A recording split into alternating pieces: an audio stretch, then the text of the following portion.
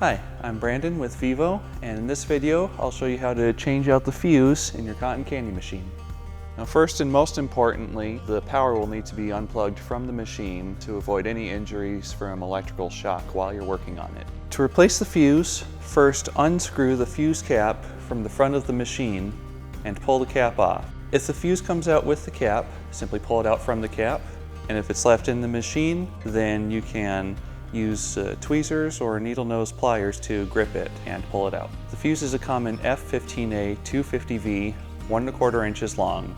You can find these at most hardware stores, but we also offer them direct if needed. To replace the fuse, place it into the socket, place the fuse cap onto the socket, and tighten it down.